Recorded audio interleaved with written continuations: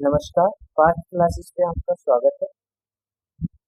PYQ series जो Shri Ganesha series चला रखी है हम लोगों ने, उसकी जो 13 सितंबर 2015 को सेकंड शिफ्ट में मैथ का जो पेपर हुआ था, उसके क्वेश्चंस हम लोग मैथ के लगाने वाले हैं और सभी 25 के 25 क्वेश्चन लगाएंगे और कोशिश करेंगे कि मैक्सिमम क्वेश्चंस को हम लोग बहुत आसानी से और सरलता पूर्वक कर सकें और उनमें जो भी संबंधित ट्रिक वगैरह होगी उसको मैं यूज करूंगा।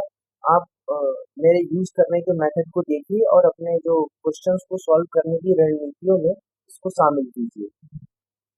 पहला क्वेश्चन क्या कह रहा है, एक विक्रेता अपनी वस्तुओं पर 25% वृद्धि करके मूल्य अंकित करता है। यदि वह अंकित मूल्य पर 4% की छूट देता है तो उसका लाभ प्रतिशत क्या होगा। देखो ये क्वेश्चन जो है, इस तरीके के क्वेश्चन को किस तरीके से करना है। माना हमने भी वस्तु है वो 100 रुपए की है, ठीक है। अब वो उस पर 25% की वृद्धि करता है। जो विक्रेता है वो 25% की वृद्धि करने पर इसका प्राइस कितना हो जाएगा, इसका प्राइस हो जाएगा 125 रुपए। अब 125 पे वो 4% की, ये मूल्य क्या हो गया, आपका अंकित मूल्य हो गया। यह है अंकित मूल्य। अब वो अंकित मूल्य पर 4% की छूट देता है। अब 125 का आपको 96% निकालना है क्योंकि छूट देगा। तो फिर 100 माइनस के 4 यानी कि 96 आउट ऑफ 100। अब 25 पंजे 125, 25 चौका 100, 4 एकम 4, 4 दूनी 8, 4 चौक 16, 24 पंजे 120। यानी कि उसको, अब आप इसका डिफरेंस देखो, 100 का और 120 का डिफरेंस देखो, आपको 20 का डिफरेंस मिला। अब ये 20 का जो डिफरेंस है वो 20% को डिनोट कर रहा है, यानी कि जो यात्री वो यानी कि जो विक्रेता है, विक्रेता को 20% का लाभ होगा। अगला क्वेश्चन क्या है, तीन संख्याओं का योग 392 है। पहली संख्या और दूसरी संख्या का जो रेशियो है वो 2:3 है। दूसरी और तीसरी संख्या का जो रेशियो है वो 5:8 है। तो आप देखेंगे कि बीच में जो संख्या है वो दूसरी संख्या आ रही है। तो हम लोग जो संख्या बीच में आती है उसको जो संख्या दो बार आती है उसको बीच में लिखते हैं, ठीक है। और फिर हम लोग इसको अनुपात समानुपात मेथड से इन तीनों में जो है वो रेशियो फाइंड आउट करेंगे, हमें हमारी आंसर मिल जाएगा, ठीक है। 2:3 इसमें है और दूसरी और तीसरी में है 5:8। इस तरीके से हम लोग सॉल्व करेंगे। 5 दूनी 10, 5 तियां 15, 8 तियां 24। अब इनका जो सम है इसको x मान लेंगे। 10x हो गया ये, एंड ये हो गया 15x, एंड ये हो गया 24x। इसका सम कितना आएगा, इसका सम आपका आना चाहिए 10, 5 4 9 and 4 49x is equal to 392। तो x की जो वैल्यू आएगी वो आएगी आपकी 8, 8 ने 72, यानी x की वैल्यू आई 8। अब आपको पहली संख्या फाइंड आउट करनी है। अगर पहली संख्या फाइंड आउट करनी है तो आप इससे, यही तो पहली संख्या है, 8 से 10 को मल्टीप्लाई कर दो, ये क्या हुआ 80। चौथा आंसर आपका ठीक, ठीक है। 28 क्वेश्चन क्या कहता है, 24, 30 और 36 से विभाज्य 4 अंकों वाली सबसे बड़ी संख्या क्या है। हमें ऐसी संख्या फाइंड आउट करनी है 4 अंकों वाली जो इनसे विभाज्य हो और 4 अंकों में वह सबसे बड़ी हो, ठीक है। इन तीनों से विभाज्य होगी तो इसलिए हमें इनका लासा निकालना है, क्योंकि लासा जो होता है वो न्यूनतम संख्या होती है जो इन तीनों से डिवाइड होगी, ठीक है। यानी कि यदि वो संख्या से ये 4 अंकों वाली संख्या डिवाइड हो जाएगी लासा से इसके, तो वो जो संख्या आएगी वो सबसे बड़ी संख्या होगी। हम लोग इसको जब सॉल्व करेंगे तब आपको ज्यादा अच्छे से समझ में आएगा। इसका जो एलसीएम है वो कितना आएगा, 24, 30 एंड 36।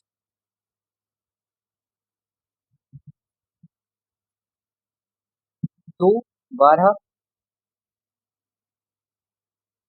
15, 18। इसका जो एलसीएम आएगा वो कितना आएगा, हम लोग फाइंड आउट करते हैं। 2 multiply 2 multiply 2 multiply 3 multiply 3 multiply 5 is equal to 360, ठीक है। इसका 360 इसका एलसीएम आ गया। ये 4 अंकों वाली संख्या, सबसे 4 अंकों वाली सबसे बड़ी संख्या फाइंड आउट करनी है। तो 4 अंकों की जो सबसे बड़ी संख्या होती है वो क्या होती है? 4 अंकों की सबसे बड़ी संख्या होती है 9,999। इसको आप 360 से डिवाइड करो। इसको आप 360 से डिवाइड करो। 36 दूनी 72, 9 और इधर आएगा आपका 7 एंड 2, फिर से 9। आपकी जो भाग जाएगा वो 7 टाइम्स जाएगा। 42, 2 हासिल लगा 4, 7 या 21, 21 और 4 25, यानी 9 7 एंड 2 279। यानी कि अगर 9,999 में से 279 हम घटा दें तो जो संख्या आएगी वो संख्या उन तीनों नंबर से डिवाइड होगी। ये जो 24, 30 और 36 इनसे डिवाइड होने वाली, 24, 30 और 36 से डिवाइड होने वाली 4 अंकों की सबसे बड़ी संख्या होगी। तो 0 2 7 9 9 7 2 0 जो है वो 4 अंकों की सबसे बड़ी संख्या है। लेकिन ये सही है, पहला ऑप्शन जो है वो बिल्कुल सही है। इस क्वेश्चन को और एक ट्रिक से भी सॉल्व किया जा सकता है। जैसे कि हमने क्या देखा, जब हमने इसको एलसीएम निकाला तो हमने देखा कि जो गुणनखंड आए उसमें 9 आया। ठीक है, तो 9 की विभाज्यता का रूल क्या होता है कि जो किसी संख्या, जो कोई संख्या है उसके अंकों का जो योग होता है, अगर वो 9 से डिवाइड होगा तो वह संख्या 9 से डिवाइड होगी। ठीक है, तो आप पाएंगे ये भी 9 से नहीं कट रहा है, ये भी नहीं कट रहा है, ये भी नहीं कट रहा, केवल यही कट रहा है, तो यही आंसर हो गया। इस तरीके से हम लोग इसको बहुत आसानी से कर सकते हैं ट्रिक लगा कर। अगला क्वेश्चन देखते हैं, यदि संख्याओं के एक समूह का माध्य और मानक विचलन गुणांक 10 और 5 है तो संख्याओं के समूह का मानक विचलन क्या होगा? देखो, एक फॉर्मूला होता है, वो फॉर्मूला आपको याद होना चाहिए। ये जो केंद्रीय प्रवृत्ति की माप जो चैप्टर है उसमें ये फॉर्मूला है कि मानक विचलन जो गुणांक होता है वो समूह का मानक विचलन अपॉन माध्य के इक्वल होता है। ये फॉर्मूला होता है आपका।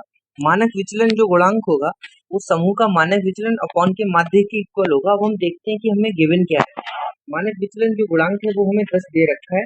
समूह का मानक विचलन हमें फाइंड आउट करना है, उसको हम एस लेट कर लेंगे, और जो माध्य है वो हमारा 5 दे रखा है।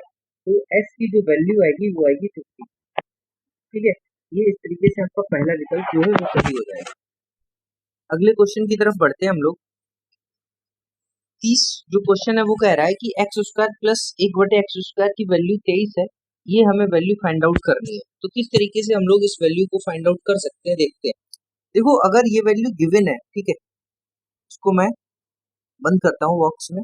अब आप देखेंगे कि इसको आप स्क्वायर करो, x की पावर 4 1/x की power 4 plus 2 is equal to 23 की होल पावर स्क्वायर, यानी होल स्क्वायर। ठीक है, अब 23 का जो होल स्क्वायर है वो, अब 23 का जो होल स्क्वायर होता है वो होता है आपका 529। अब आप पाएंगे कि यही वैल्यू हमें फाइंड आउट करनी है।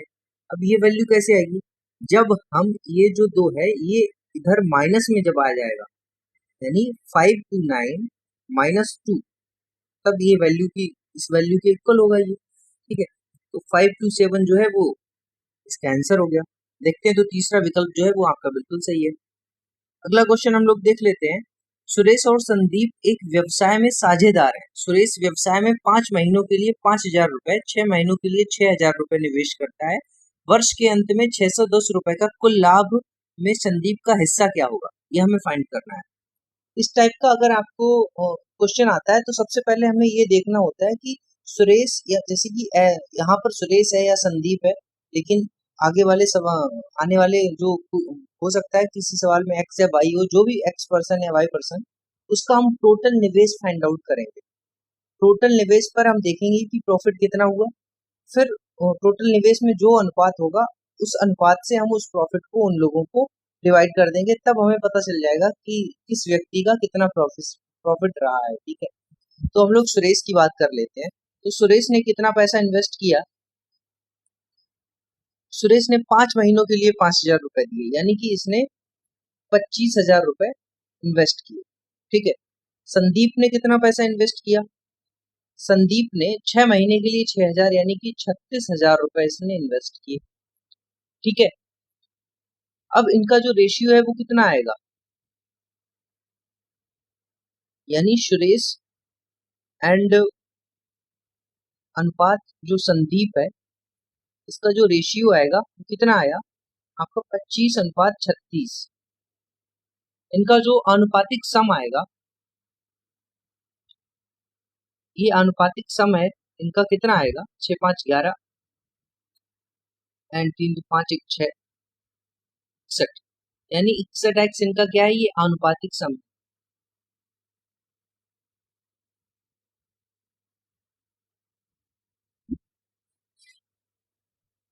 यानी जो 61x है, 61x पर इनको प्रॉफिट कितना होता है?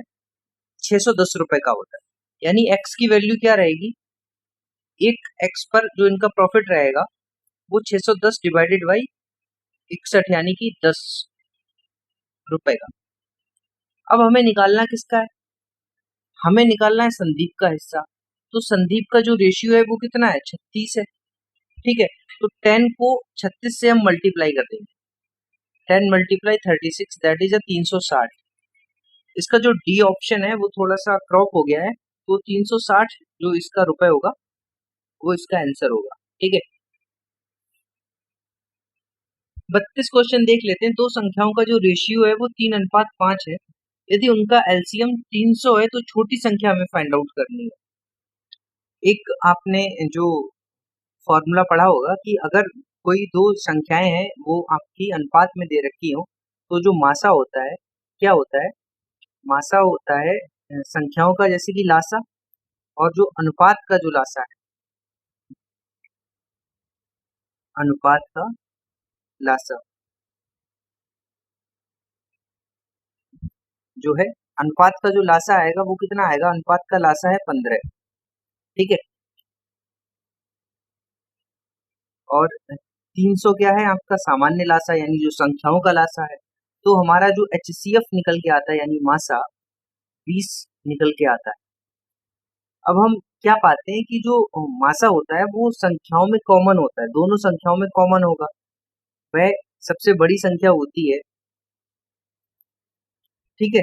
जिससे वह डिवाइड होता है जो संख्या, यानी वो 20 जो होता है वो सबसे उन दोनों संख्याओं में कॉमन होगा। तो हमें छोटी संख्या फाइंड आउट करनी है। तो 3 मल्टीप्लाई 20 यानी कि हो गया आपका 60। तो ये दूसरा जो ऑप्शन है वो बिल्कुल सही है। अगला क्वेश्चन हम लोग देख लेंगे। इसमें इसका मान हमें फाइंड आउट करना है।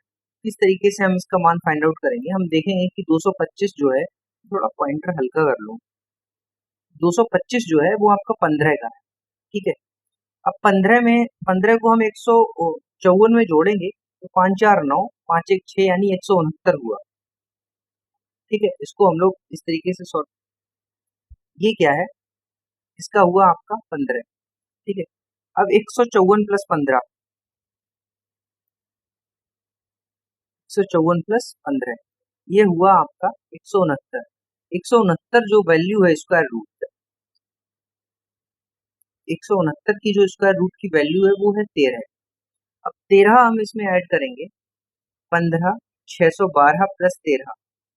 अब इसका हमें स्क्वायर रूट फाइंड आउट करना है। 3 2 5 2 6 6 5, इसका हमें स्क्वायर रूट फाइंड आउट करना है। देखो, अगर इस टाइप से अगर आपको जो वर्गमूल निकालने के लिए आ जाता है तो आप क्या करेंगे? ऑप्शन से करो। सबसे पहले तो ये होगा नहीं, ठीक है ना, ये होगा, क्योंकि यहाँ पर 25 दे रखा है तो 5 होगा उसका जो अंतिम पद होगा। क्योंकि 625 दे रखा है तो 125 होगा, यानी 25 होगा, क्योंकि 25 का क्या होता है आपका? 625 होता है स्क्वायर। लेकिन फिर भी हम उत्तर की जांच करेंगे। क्यों? 5 का 25 हमें पता है। ठीक है। तो 12 की जो अगली संख्या होती है 13, उससे हम मल्टीप्लाई करके उसकी देख लेंगे। 3 दूनी 6। ठीक है। 12 24 12 36 एंड 12 एकम 12, 6 5 1,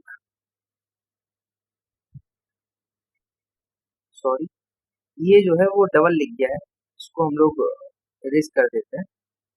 यहाँ पर ये संख्या डबल लिख दीजिए, ठीक है। तो ये जो आएगा वो आपका कितने का आएगा, ये आपका आया है 125 का आंसर, ठीक है। ये 125 की वैल्यू है। 34 क्वेश्चन जो है वो क्या कह रहा है आपसे कि इन संख्याओं का हमें एवरेज फाइंड आउट करना है। तो औसत का सूत्र क्या होता है, एवरेज होता है संख्याओं का योग बटे कुल संख्या, ठीक है। संख्याओं का योग कितना है, 6n प्लस का 15 है। टोटल संख्याएं कितनी है, 6, n प्लस का 15/6, आपको क्या मिलेगा, 5×3 × 3×5 एंड 3×2 6, n प्लस 5/2, ये आपकी वैल्यू आई है। यानी कि आपका जो चौथा ऑप्शन है वो बिल्कुल सही है, ठीक है।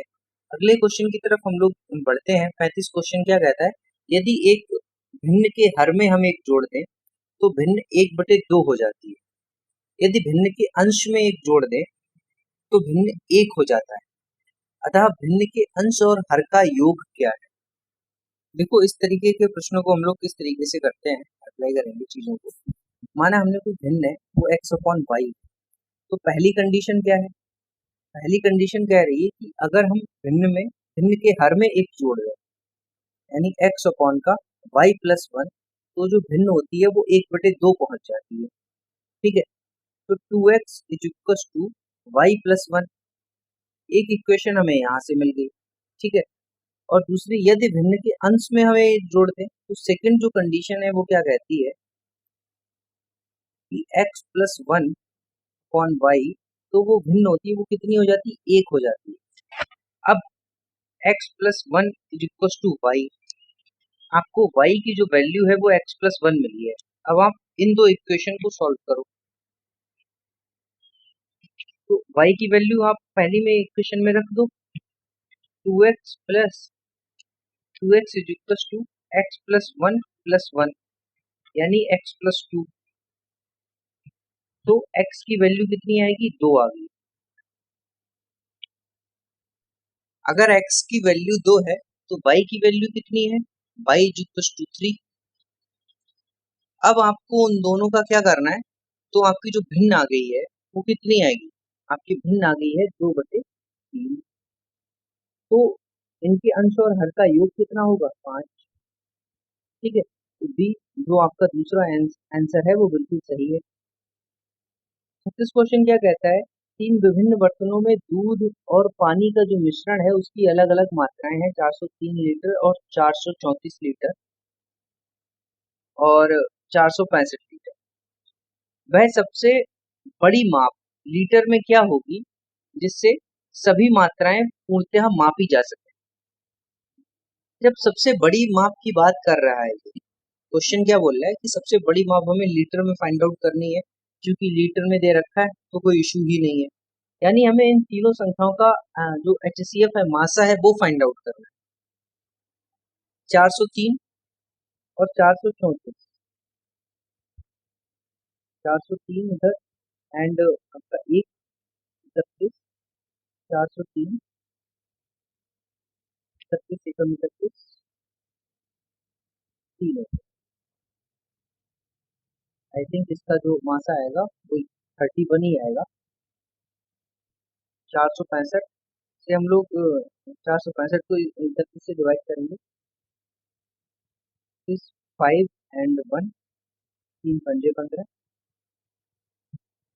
यानी जो इसका जो HCF आया है, HCF आपका कितना आया है, 31। तो सेकंड ऑप्शन जो है वो बिल्कुल सही है। अगला क्वेश्चन हम लोग देख लेते हैं। 720 मिठाइयाँ बच्चों में एक समान रूप से इस प्रकार बांटी जाती हैं कि प्रत्येक बच्चे को दी गई मिठाइयों की संख्या बच्चों की कुल संख्या का 20% है। प्रत्येक बच्चे को कितनी मिठाइयाँ प्राप्त होती हैं, ये हमें बताना है। हम लोग क्या करेंगे, माना हमने बच्चों की जो संख्या है उसको हम x मान लेते हैं, बच्चों की संख्या को हमने x मान लिया, ठीक है। क्योंकि 720 जो मिठाइयाँ हैं वो एक समान रूप से बांटी गई हैं, तो जो एक बच्चे को जो मिठाई मिलेगी वो कितनी मिलेगी? 720 डिवाइडेड बाई एक्स, एक बच्चे को मिलने वाली मिठाई। ठीक है, मिठाइयों की संख्या बच्चों की कुल संख्या का 20% है प्रत्येक बच्चे को, और एक बच्चे को दी गई मिठाइयों की जो संख्या है वो बता रहा है कि कुल बच्चों की संख्या जो कि हमने एक्स मानी है उसका 20% है। ठीक है, तो हम इस इक्वेशन को सॉल्व कर लेंगे और हमारा आंसर हमें मिल जाएगा एक्स मल्टीप्लाई 20 डिवाइडेड बाई 100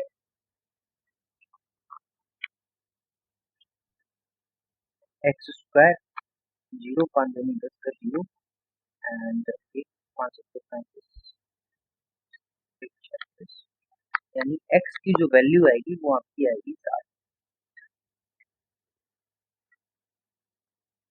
प्रत्येक बच्चे को कितनी मिठाइयाँ प्राप्त हुई हैं? जब x की वैल्यू हमें पता चल गई है तो आप चाहें तो यहाँ से भी मिठाइयों की संख्या फाइंड आउट कर सकते हैं, या फिर x का जो है वो 20% निकाल के भी फाइंड आउट कर सकते हैं। x मल्टीप्लाई 20 डिवाइडेड बाई 100, तो 60 मल्टीप्लाई 20 डिवाइडेड बाई 100, 6 दूनी 12, यानी प्रत्येक बच्चे को जो है वो 12 मिठाइयाँ दी गई हैं।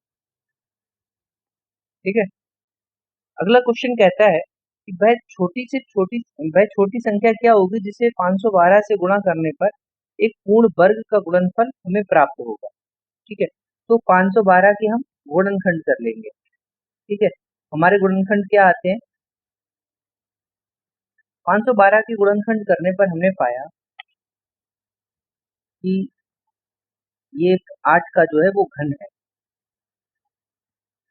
क्योंकि तीन जोड़े बन रहे हैं। ठीक है, और इसमें 2 से मल्टीप्लाई होगी, लेकिन हमारे ऑप्शन में इस तरीके का कोई भी ऑप्शन नहीं है। तो अब हमें क्या करना है? हमें ये देखना है कि 9 से आप, क्योंकि 3 का इसमें गुणनखंड होगा वो नहीं बनेगा, ये 5 और 2 का, यानी कि 5 आपको गुणनखंड मिला नहीं, 7 खुद अपने आप में जो है वो एक अभाज्य संख्या है, तो ये भी नहीं होगा, यानी आंसर इसका 8 होगा। क्यों? क्योंकि आप 8 जब बनाएंगे तो 8 क्या होता है आपका? 2 × 2 × 2, यानी कि ये ऑलरेडी एक घन है। ठीक है, 64 का स्क्वायर ये बन जाएगा, तो एक पूर्ण वर्ग का गुणनफल जो है वो आपको मिल जाएगा अगर आप इसको 8 से मल्टीप्लाई करेंगे। ठीक है, अगला क्वेश्चन हम देख लेते हैं 39। 30 जो 36 व्यक्ति हैं एक काम को 18 दिन में पूरा कर सकते हैं, 27 व्यक्ति समान काम को कितने दिन में पूरा करेंगे? तो वही हमारा जो फॉर्मूला होता है m1 इंटू में d1 is equal to m2 into में d2। m1 कितना दिया है? 36 जो 18 दिन में पूरा करता है, और 27 व्यक्ति जो m2 है वो कितने दिनों में पूरा करेंगे? तो 3 छक 18, 3 निम 27, 9 चौक 36, 6 चौक 24, यानी कि जो वैल्यू आएगी आपकी वो आएगी 24 दिन। ठीक है, ये चौथा जो ऑप्शन है वो बिल्कुल सही है। अगला क्वेश्चन हम लोग देख लेते हैं। एक धनराशि को 2 वर्षों के लिए एक निश्चित दर पर साधारण ब्याज पर दिया जाता है। यदि इसे 3% की बढ़ाई हुई दर पर दिया जाता है तो 300 रुपए अधिक प्राप्त होती है, धनराशि क्या होगी? 3% की हमने वृद्धि कर दी, तो इस क्वेश्चन में हम क्या पाते हैं कि अधिक आपको 300 यानी डिफरेंस होगा।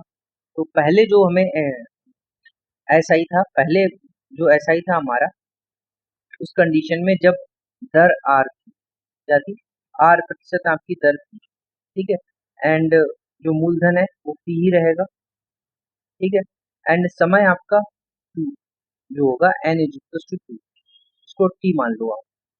ठीक है, T is equal to two. अब यहाँ पर जो ऐसा ही आपको मिला वो पी आर टी अपॉन का 100, ये पहले मिल रहा था। अब हमने दर को इंक्रीज कर दिया, तो हमारा जो ऐसा ही आएगा इसको हम ऐसा ही डैश मान लेंगे, ये होगा P R plus 3 into T divided by 100। तो हम क्या पाते हैं कि यहाँ पर आपको ऐसा ही ज्यादा मिलेगा, अधिक में से कम घटाएंगे तो वो आपका 300 है। P R plus 3 into T upon 100 minus P R T upon 100 is equal to 300। P T upon 100 हम कॉमन लेंगे, आपको मिला आर प्लस 3 माइनस के आर, ये आर कट गया टू 300। अब इस 3 से 100 आ भी जाएगा, ये 100 आप कर दो इधर, 3 से हम लोगों ने इसको डिवाइड कर दिया, 100 आ गया। अब पी टी अपॉन का 100 ये आया है। में टी है आपका 2 दे रखा है इनमें, 100 मल्टीप्लाई 100 को आप डिवाइड करेंगे तो 50 आएगा। तो जो आपका मूलधन आया वो आपका 5,000 रुपये आया। कितना आया? 5,000 रुपये। तो वही आपका जो धनराशि है वो फर्स्ट ऑप्शन आपका बिल्कुल सही होगा। एबीसी एक कंपनी में साझेदार हैं। किसी एक वर्ष में ए लाभ का 1/3 हिस्सा और बी 1/4 हिस्सा, सी 5,000 रुपये प्राप्त करता है। ए कितना लाभ प्राप्त करता है? सबसे पहले क्या दे रखा है? ए बी सी, ए में आपको 1/3 दे रखा है और बी का आपका 4 है, तो सी का कितना है? सी का होगा 1 माइनस का 1/3 प्लस 1/4। यहाँ पर आपको क्या मिलेगा? आपको मिलेगा 4 3 7 यानी 5/4। सी की जो वैल्यू आई है वो 5/4 और सी का हिस्सा इनमें 5/12 है। इसको हम एक्स मान लीजिए, 5,000 रुपये इन्हें गिवन दे रखा है। एक्स की वैल्यू कितनी आएगी? 12,000। तो ए का लाभ किसको हमें फाइंड आउट करना है? ए का लाभ किसको क्या होगा? यानी 12,000 रुपये की आपकी आएगी 4,000। भाई यहाँ पर दूसरा ऑप्शन जो है वो बिल्कुल सही है। अगले क्वेश्चन की तरफ बढ़ते हैं। समबाहु त्रिभुज की ऊंचाई क्या होगी जिसकी प्रत्येक भुजा जो है वो 4 सेंटीमीटर? क्योंकि समबाहु त्रिभुज क्या है? इसका प्रत्येक कोण होता है 60 डिग्री का होता है, यानी 60 का होता है, 28 सेंटीमीटर। अब 28 का जो फॉर्मूला होता है वो क्या होता है? X equal to three upon two into में भुजा आपकी 4 दे रखी है, 3/2 मल्टीप्लाई किए यानी 3 जो है इसका आंसर आ जाएगा। देखिए जो लोग इस फॉर्मूले को याद नहीं कर पाते हैं, रिकॉर्ड नहीं कर पाते हैं, तो इनको याद करने का मैं तरीका बताता हूँ। फॉर्मूले का बहुत ही आसान तरीका है।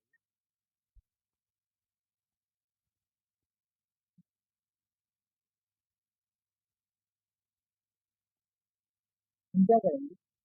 आपको एरिया का जो फॉर्मूला है वो बिल्कुल पता ही होगा कि लंब मल्टीप्लाई आधार होता है।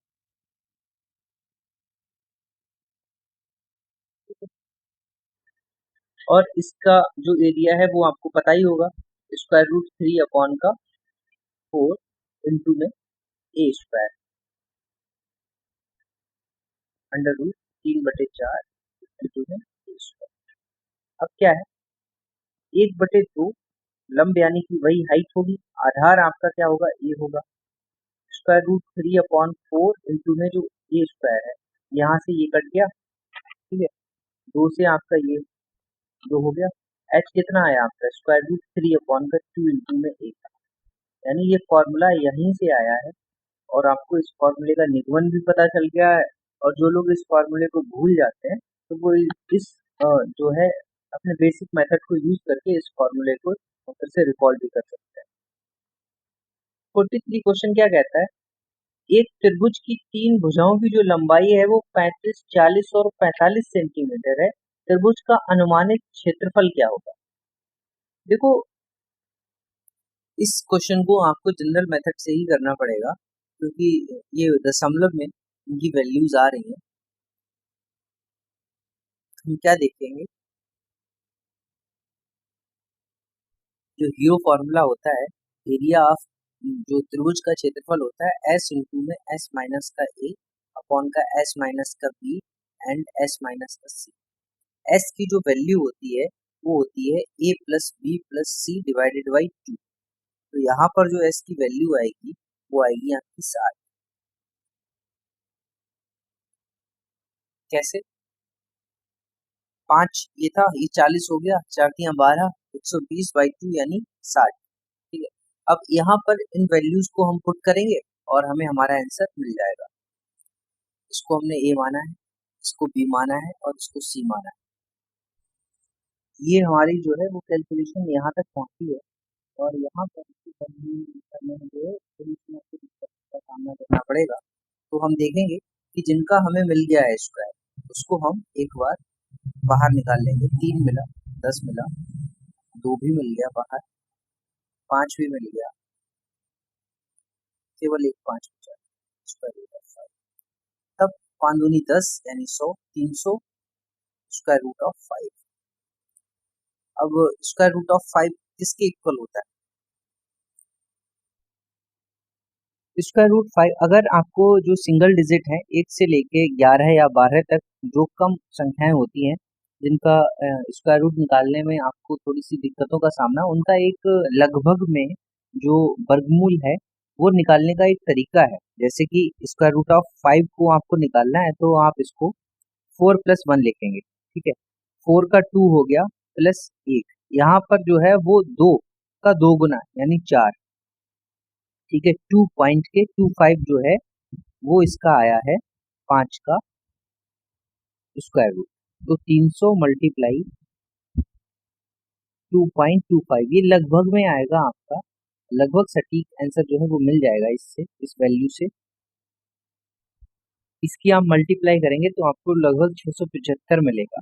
क्योंकि स्क्वायर रूट ऑफ, जैसे ये तो एक बेसिक मेथड है कैलकुलेशन को आसान बनाने के लिए, लेकिन अगर आप इसकी इजी वो एक्यूरेट वैल्यू की तरफ जाएंगे तो स्क्वायर रूट 5 की जो वैल्यू आती है वो आपकी आती है 2.23606, ये वैल्यू आती है। अब इसको आप मल्टीप्लाई करेंगे काफी टाइम लगेगा, तो ये आप नॉर्मल मेथड को इसको यूज करो, इससे आपको जो है आंसर आसानी से। अब जैसे क्या है 6.75 है, यहाँ से जो वैल्यू हमें मिली है वो पूरी एक्यूरेट नहीं है, लगभग में यानी अधिक संख्या होगी, तो इससे बड़ी तो होगी नहीं, और इससे छोटी आपको ऑप्शन में एक ही दिख रहा है 670। ठीक है, तो इस तरीके से इसका जो ऑप्शन है वो तीसरा विकल्प होगा। एंड जो 44 जो क्वेश्चन है वो कहता है कि रघु 1200 किलोमीटर हवाई जहाज से यात्रा करता है, जो उसकी कुल यात्रा का 2/5 हिस्सा है। वह कुल यात्रा का 1/3 हिस्सा कार से चलता है और शेष ट्रेन से तय करता है। ट्रेन से तय की गई दूरी हमें फाइंड आउट करनी है। देखो, सबसे पहले तो वो 1200 किलोमीटर की दूरी तय करता है, किससे करता है? By plane. ठीक है, जो उसकी कुल यात्रा का कितना है 2/5 हिस्सा है, यानी 2/5 X is equal to 1200 kilometre. X is equal to कितना आएगा? 6×5 यानी कि 300। ठीक, 1/3 हिस्सा वो कार से चलता है, यानी 2/5 प्लस 1/3, ये तो आपका कार से हो गया, ये प्लेन से हो गया। ठीक है, और इसको हम लोग मान लेते हैं, ए मान लेते हैं, जो वो ट्रेन से तय करता है। ये जो है वो ट्रेन से तय करता है, इसको हम लोग कलर चेंज भी कर लेंगे थोड़ा। ये ट्रेन से तय करता है, ये दूरी 1 के इक्वल होगी। क्योंकि हमने एक्स ऑलरेडी लेट कर लिया है, तो ए इक्वल टू क्या होगा? 1 माइनस का 2/3 प्लस 1/3, इसको ब्रैकेट में बंद कर दो, तो 1 माइनस का 3 दूनी 6 प्लस 5 एंड 5 या 15 एंड 6 5 11, यानी कि आया आपका 4/15 एक्स। जो डिस्टेंस है वो ट्रेन से तय करता है। 4/15 मल्टीप्लाई एक्स की वैल्यू आपको मिली थी 300, 15 दूनी 30। ठीक है,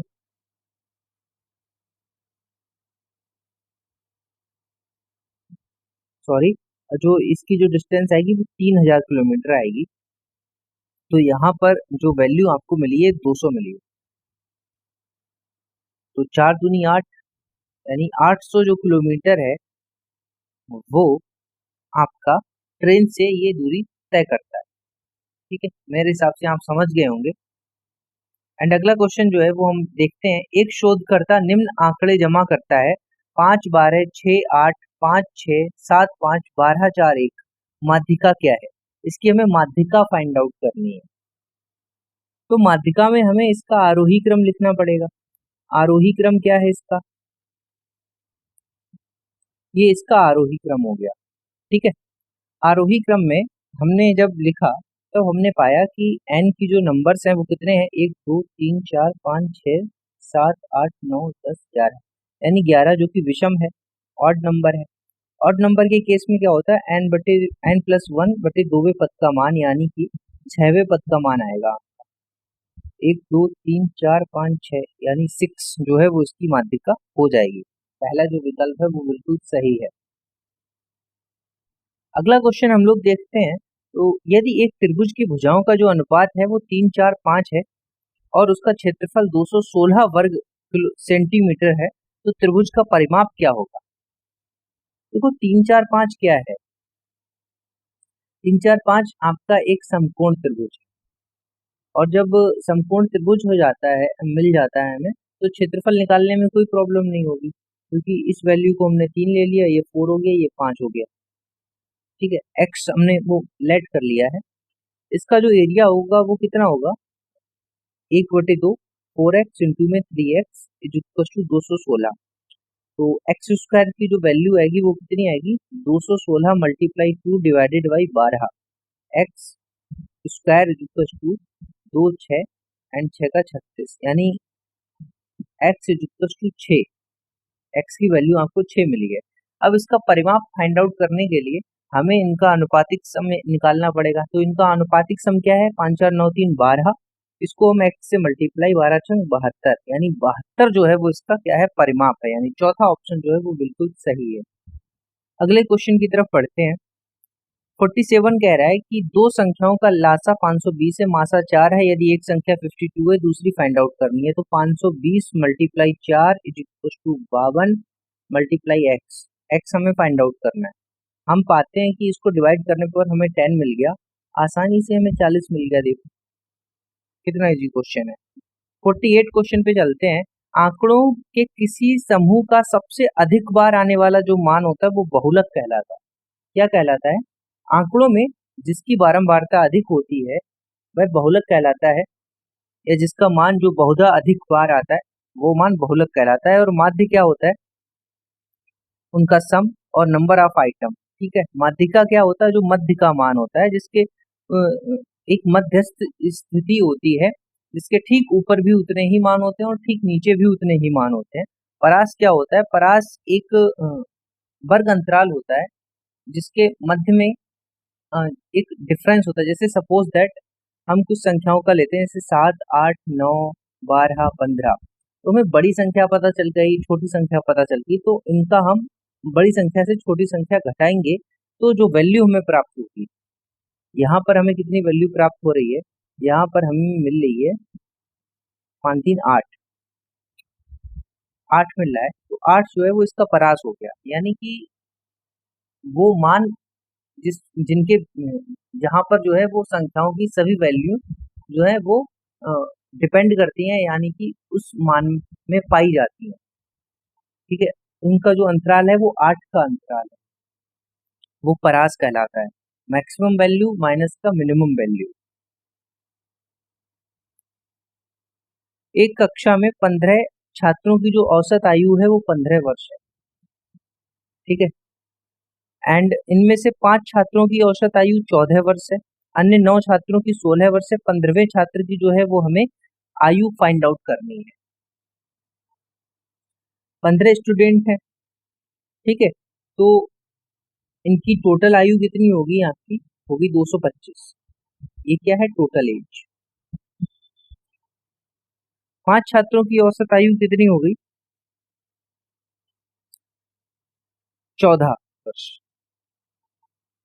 यानी 5 मल्टीप्लाई 4, 5 मल्टीप्लाई 14, 14 पंजे 70, ये हो गई 5। 9 छात्रों की जो है वो आपकी हो गई 16 वर्ष, 144। आप यहाँ पर क्या पाते हैं, 9 5 14, ये क्या है यहाँ पर 15, यानी कि एक बच्चा जो है वो यहाँ पर शामिल नहीं है और उसी की आयु जो है वो हमें फाइंड आउट करनी है। तो हम क्या करेंगे, टोटल में से इन दोनों को घटा देंगे, माइनस के 70 प्लस 144, तब आपको जो वैल्यू मिलेगी वो कितनी वैल्यू मिलेगी, 225 माइनस के 214, उसकी वैल्यू आपको मिलती है 11 वर्ष। दो ऑप्शन जो है वो बिल्कुल सही है। लास्ट क्वेश्चन है, एक समचतुर्भुज का जो एरिया है वो 500 सेंटीमीटर स्क्वायर है और इसका एक विकर्ण जो है वो 25 सेंटीमीटर है, दूसरे विकर्ण की हमें लंबाई फाइंड आउट करनी है। सबसे पहले तो समचतुर्भुज क्या होता है, इसकी चारों भुजाएं समान हो, ठीक है, परंतु उनके बीच का जो कोण है वो 90 डिग्री ना हो, ये 90 डिग्री नहीं होना चाहिए। अगर 90 डिग्री हो गया तब ये वर्ग हो जाएगा, ठीक है, क्योंकि एक वर्ग भी समचतुर्भुज होता है। लेकिन समचतुर्भुज में जो इनके विकर्ण होते हैं, एक प्रॉपर समचतुर्भुज में जो विकर्ण होते हैं वो बराबर नहीं होते, ठीक है, और इनके विकर्ण जो है वो 90 डिग्री पर काटते हैं, इनका ये फॉर्मूला होता है। इस क्वेश्चन को तो हम लोग डायरेक्ट भी कर सकते हैं, क्योंकि जो समचतुर्भुज का जो क्षेत्रफल होता है, इसका जो एरिया का जो फॉर्मूला होता है समचतुर्भुज के क्षेत्रफल का, 1/2 मल्टीप्लाई विकर्णों का गुणनफल। और माना हमने विकर्ण जो है वो d1 इंटू में d2 लेट कर लिए हैं, d1 की वैल्यू जो है वो आपको दे रखी है 25, d2 हमें फाइंड आउट करना है और इसका जो एरिया है वो 500 सेंटीमीटर स्क्वायर दे रखा है इनने, 5 20 हो गया इधर, यानी d2 आ गया आपका 40 सेंटीमीटर, यानी तीसरा ऑप्शन जो है वो बिल्कुल सही है। हम लोगों ने जो है 13 सितंबर 2015 के सेकंड शिफ्ट के मैथ के 25 क्वेश्चंस को सॉल्व किया है और उसको समझा है। फिलहाल आप लोग हमारे चैनल को लाइक शेयर एंड सब्सक्राइब कीजिए। Thank you, thanks for watching.